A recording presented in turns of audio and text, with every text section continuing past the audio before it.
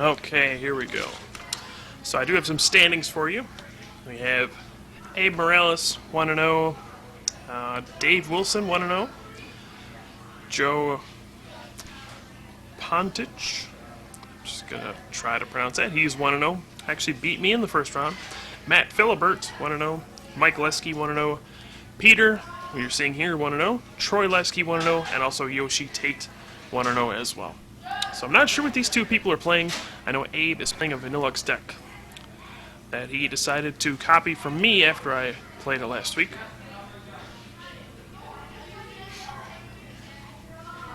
And we will see what Peter's playing. I'm not sure. I have seen Peter around for local tournaments a lot. I don't know too much about him, though. I don't know what he's playing. Have not played against him in a while.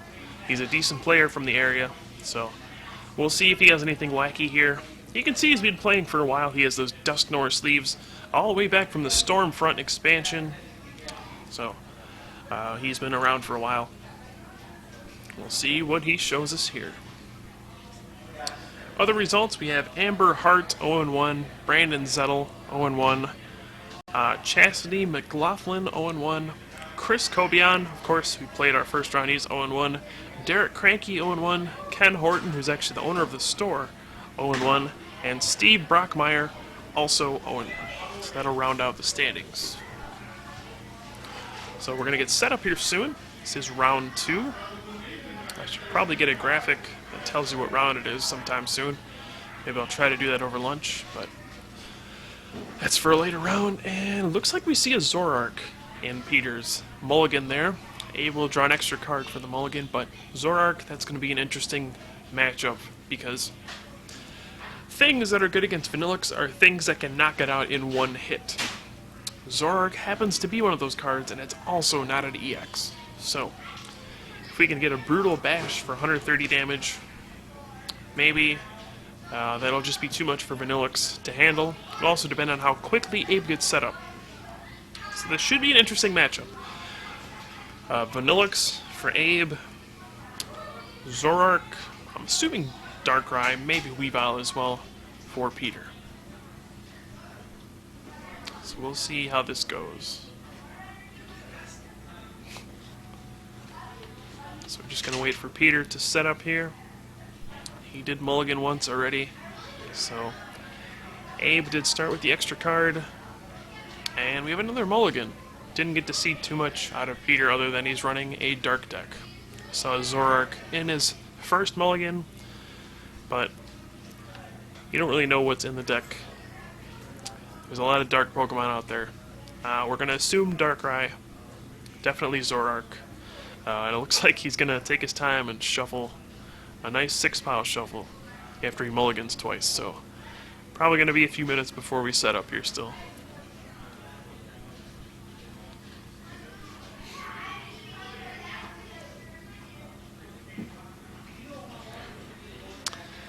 Looks like he is running Darkrai, Zorark, Weavile.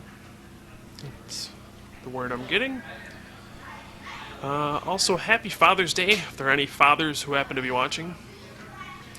Go tell your dad happy Father's Day if you haven't already. I'm spending my Father's Day in the back of a store, surrounded by boxes, and a bunch of stuff. I have no idea what it is. Don't feel too comfortable. But that's okay. It's all about Pokemon and bringing you guys these high-quality matches from the Kenosha, Wisconsin Battle Road.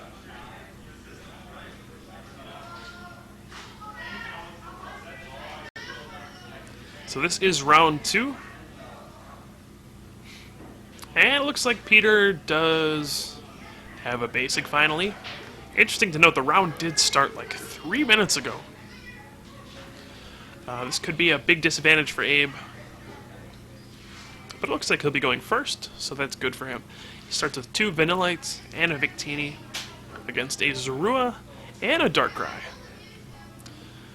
So Abe, of course, is going to want to get his Vileplume out as quickly as possible. This is a Victini Vileplume Vanillux deck that mysteriously popped up more this weekend after last weekend. Haven't really heard it played last weekend. Just won a battle road in the middle of nowhere, and now all of a sudden it's starting to get play more. I've also seen players feature Espeon in their decks today as well. So Vanillix is having its presence felt somehow. So this game's going to be a little slow to start off, I would think. Going to see communication from Abe. Not sure what he's going to grab. He's going to take a long look through his deck just to see if anything's prized. It's going to be what he wants to look for here. So I'm sure he wants to grab Oddish, because getting Vileplume into play is priority number one. You need to get the trainer lock, otherwise double freeze for Vanillix is not effective at all. If your opponent could just play Switch and get out of paralysis, then Vanillix is not that great. So there we go. There is an Oddish from Abe. He's going to need to get a second Oddish into play, otherwise it's probably going to be catchered and knocked out.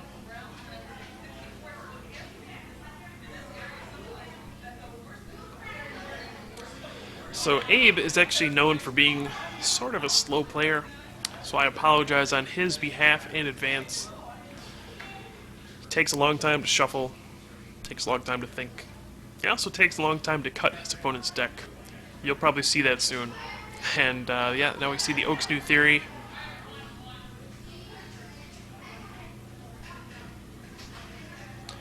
So he's going to want to find another Oddish. He needs to get that Vileplume in play as fast as possible. Most decks are pretty reliant on trainers nowadays. The item variety, like Junk Arm, Catcher, Switch, even like Ultra Ball, Dual Ball, Level Ball. Those are all things that are shut off by Vileplume. It's only 1 o'clock and I'm already starting to slur my words. It's going to be a long day, folks.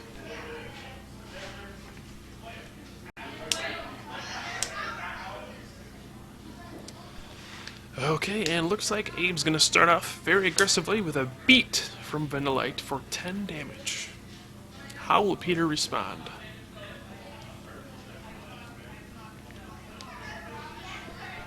He will respond by playing an M immediately. So, Zorua, of course, is very good. It has Ascension, which allows you to just search for your Zoroark and put it directly on top of the Zorua. So you can evolve on the first turn. It is your attack, so you don't get to attack with the Zoroark the first turn. But you do get to go ahead and evolve into Zoroark on the first turn. So if he draws a Dark Energy, of course, he'll be trying to do that. And if he can start using Brutal Bash for a good amount of damage on the second turn, it's going to be putting a lot of pressure on Abe, and there is the patented Abe Morales cut. If he doesn't cut at least 6 times, it's not a Morales cut. It looks like we're going for about 10 here. It's actually a shuffle, technically, but that's okay. I do see a rare candy in Abe's hand. Maybe he'll be able to get a Vileplume next turn. We do see another Zorua come down for Peter. There's an energy in his hand. He's going to want to use that for Ascension, I'm sure. And he does play Special Dark, so that's going to be a very big deal. Special Dark will allow him to hit the magic 130 damage with Brutal Bash, Zoroark eventually. And that's going to mean he'll be able to knock out Vanillix in 1 hit, if he has 6 Dark Pokemon in play. Brutal Bash does 20 for each Dark Pokemon you have out there. So if you have 6, it'll do 120. And then the Special Dark will add 10 for 130. So looks like Abe is not too familiar with this Zoroark card. And it looks like the stream just went down.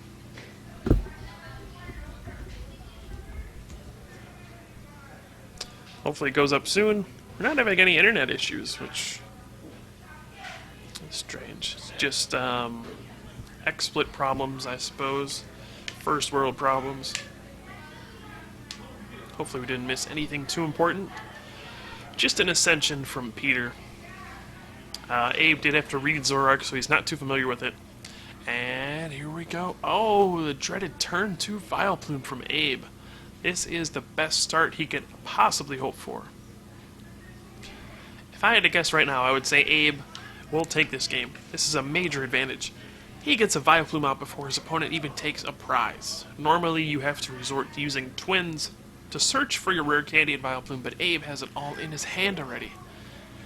Peter will no longer be able to play any trainers, and if you take a look, he actually did not play a single trainer yet, which means most decks nowadays run like 30 trainers or some absurd number like that. Those are all cards he'll never be able to play the entire tournament. Or, not the entire tournament. Yes, he's trainer locked forever. He'll never be able to play another trainer this entire day. What I was trying to say was, the entire game, he won't be able to play any trainers. So, anytime he draws a junk arm, it's a dead card in his hand. Anytime he draws a catcher, it's a dead card in his hand. Dual Ball, Ultra Ball, whatever. As long as it's an item, he cannot play it. So this is going to be a huge blow to Peter for his setup and just the flow of his deck in general. Vileplume is a very strong card, always has been. As the phone goes crazy around me. Vileplume's always very strong. It's just a stage 2, it shuts down trainers, so it's very difficult to get into play. But looks like Abe having no troubles with that. Now, the one factor Abe has going against him is time. Took a while for this round to start. He puts down a Cleffa, which is an interesting choice. Cleffa, not very good against Darkrai, but as long as he doesn't just keep it on the bench for Darkrai to get a double knockout, that should be okay. Looks like he does get an energy on that Vanillite. I would like to just see him retreat here and Eek. I mean, if his hand is that bad that he has to put down Cleffa, I'm sure he would rather just Eek. Actually puts down the V-Create Victini. Seems a little unnecessary. And he's actually going to take a big risk and go for Ice Beam. Gets a Tails. He's going to reflip. If he gets Tails here, this is horrible news for Abe. He's going to lose his Vanillite with both of those energy on it. But it looks like he does get a Heads. Okay, so it could have been very bad for Abe if he got 2 Tails there. But Heads does paralyze the Zoroark, and it's going to make a world of difference in this game. So we do see the foul play Zoroark coming out of Peter. Looks like he unparalyzed his Zoroark, which is strange. I don't think it would have been just like a draw pass. Looks like his turn is still going. Strange that he unparalyzed it already, but oh, actually he did pass. Wow. So he did nothing that turn. That's pretty shocking.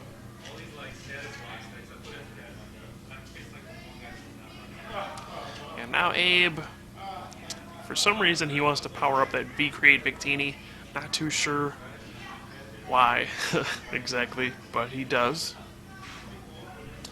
And it looks like he's going to opt once again to use Ice Beam.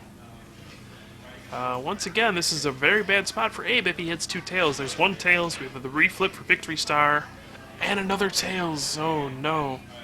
Abe taking, I must say, a questionable risk at best. This is not a good position for him any longer. He'll have no energy on the Vanillite, but oh wow. Peter has absolutely nothing. Vileplume really showing its worth here, as Peter is not able to play a single card from his hand. Wow. So Abe's gonna continue to go aggressive with his Vanillish. I must say, I've never seen a Vanillish cause so much damage in my life. Is this the first ever Vanillish sweep that we're going to see here? Oh, looks like Peter does draw a Juniper. This is going to be a big turn. I didn't see whether or not that Zoroark was paralyzed this turn. I do believe it was. Otherwise, Abe would have reflipped, I think.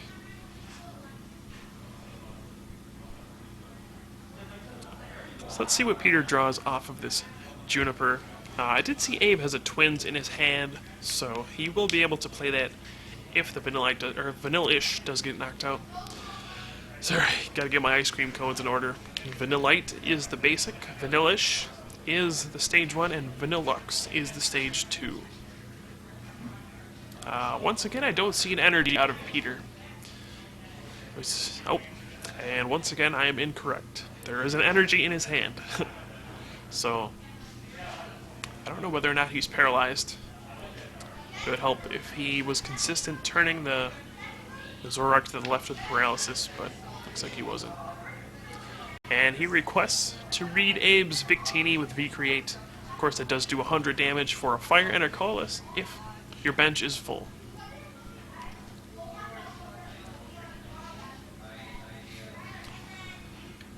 So Peter, I'm sure, has to be a little flustered seeing this Vileplume so early. His deck's really not going to function as he planned. He won't be able to really do anything. He puts a second energy on the Zoroark, so this means he is not paralyzed. Looks like he's going to go ahead and just use Brutal Bash or Dark Rush, I think is the second attack. Either one will knock out this Vanilla Shear, because he does have 2 special Darks on the Zoroark. And, uh-oh, SpaghettiOs. Looks like Peter has played 2 supporters in 1 turn.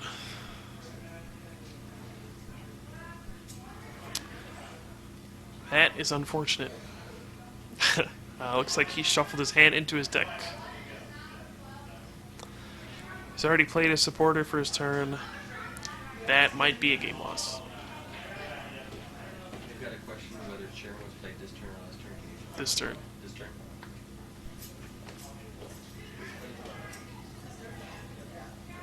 So they came to me for confirmation. Indeed, the Juniper was played this turn.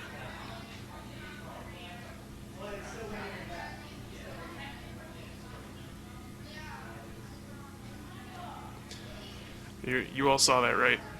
He played the Juniper this turn, and that's going to be an unfortunate way to end this game. But that is Pokemon. There has to be rules in place for these sorts of things. You don't know how that game would have turned out, but you never want to see a game end like that, that's for sure. Especially not one on stream. So, I apologize for the game having an end like that, but rules are rules. Peter already played a supporter on his turn, and then he played a second supporter, shuffled his hand into his deck, and that's a game loss. You can't do that. I feel bad for Peter. Been there before. Pretty much anybody who's played in a tournament's probably done something like this before. It's just unfortunate. You just have a lapse in judgment. You know what the rules are, but sometimes it just happens. So that's going to be round 2. Unfortunately, Peter's going to get the game loss for that one. But Abe will move on to 2-0 with this Vanillux deck. So, will we see Vanillux reign of terror continue here in Wisconsin? Of course, it did win in the Glendale, Wisconsin Battle Road last week. Will it win again this week? It's another question. Abe is 2-0 so far. Who knows?